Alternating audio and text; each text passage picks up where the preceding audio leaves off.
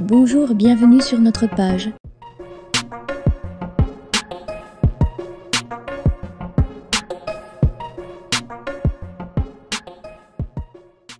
Pour cette nouvelle vidéo, nous allons vous faire un récapitulatif de l'actualité du football après cette belle fin de semaine.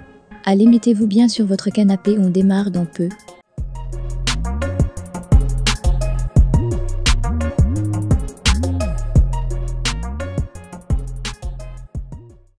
Pour aujourd'hui, nous allons commencer notre actualité par le championnat allemand. Pour ce faire, une bonne nouvelle vient de tomber pour le Bayern de Munich, mais aussi pour l'équipe nationale de France, car l'international français Kingsley Coman a repris les entraînements. Pour rappel, Coman a été victime d'une déchirure à la cuisse droite lors des entraînements avant la rencontre du Bayern Munich face à Stuttgart en championnat. Cette blessure a conduit à le déclarer forfait pour les derniers matchs de préparation avant la Coupe du Monde au Qatar avec les Bleus, le 22 et 25 septembre face à l'Autriche et le Danemark.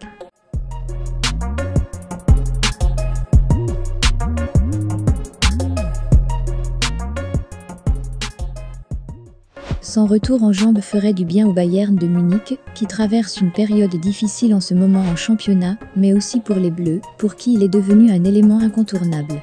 Toujours en Allemagne, nous venons d'apprendre que les dirigeants du Borussia Dortmund ont fixé un prix pour vendre leurs pépites qui affolent les plus grands clubs européens. En effet, plusieurs grands clubs comme Newcastle, Chelsea, le Real Madrid, Manchester, Liverpool et récemment le Paris Saint-Germain sont intéressés par le jeu milieu anglais, Jude Bellingham. Arrivé au Borussia Dortmund le 20 juillet 2020 pour une somme de 25 millions d'euros, Jude a su s'imposer comme un titulaire indiscutable, dû à ses bonnes performances en championnat, mais aussi en Ligue des Champions, et il a participé largement à l'élimination de Séville en huitième de finale lors de la saison 2020-2021. Inclus dans le top 50 des meilleurs jeunes au niveau mondial, le Borussia Dortmund aurait fixé le prix de son international anglais sur le marché des transferts à 120 millions d'euros. D'après vous, qui entre Newcastle, Chelsea, le Real Madrid, Manchester, Liverpool, le Paris Saint-Germain dépensera cette somme pour le recruter? Faisons un tour en Espagne, après l'incident de racisme contre Vinicius lors du derby madrilène, qui s'est soldé par la victoire du Real de Madrid. Les dirigeants de l'Atlético Madrid s'expriment. Pour rappel, ce week-end, pendant le match, il a été triste de remarquer que certaines personnes ont lancé des propos et des chants racistes aux abords du stade et une marionnette en singe a été faite à l'effigie de Vinicius Junior. Les dirigeants du club espagnol ont qualifié ces actes de déplorables tout en condamnant fermement l'attitude des supporters car cela ne relève pas de l'ADN de club ni de leurs valeurs. Ainsi, le club annonce avoir pris contact avec les autorités en charge de l'enquête pour apporter leur contribution et promet d'exclure définitivement les coupables de leur accès au stade.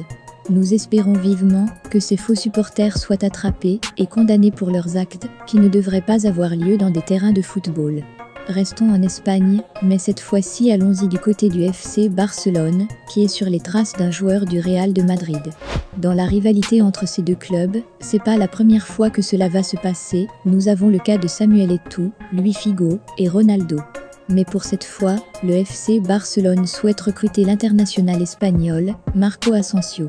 Après son prêt à l'Espagnol, Asensio retourne au Real Madrid pour la saison 2016 à 2017 et aujourd'hui, à quelques mois de la fin de son contrat au Real Madrid, Marco Asensio serait suivi de près par le FC Barcelone, qui se prépare pour le recruter. Après 7 années passées au Real, son record semble tout à fait correct. En effet, le milieu de terrain espagnol a déjà disputé 239 matchs, a délivré 24 passes décisives et marqué 50 buts, même si actuellement sa carrière peine à décoller. Pour la saison 2022-2023, Marco Asensio ne compte pas la moindre titularisation en Ligue des Champions, mais aussi en championnat, alors le Barça pourrait être une bonne porte de sortie pour l'international espagnol.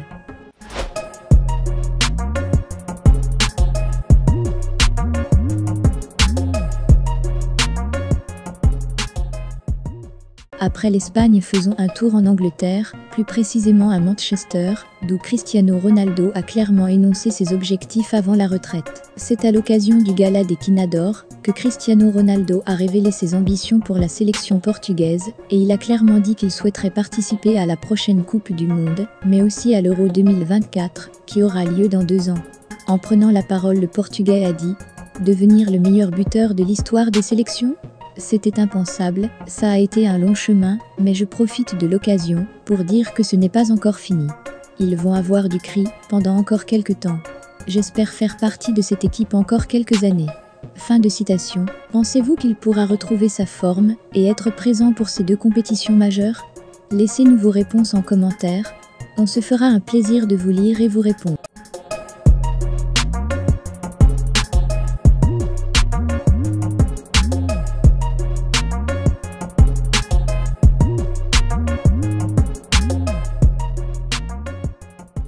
C'est tout pour aujourd'hui, rendez-vous dans un nouvel épisode.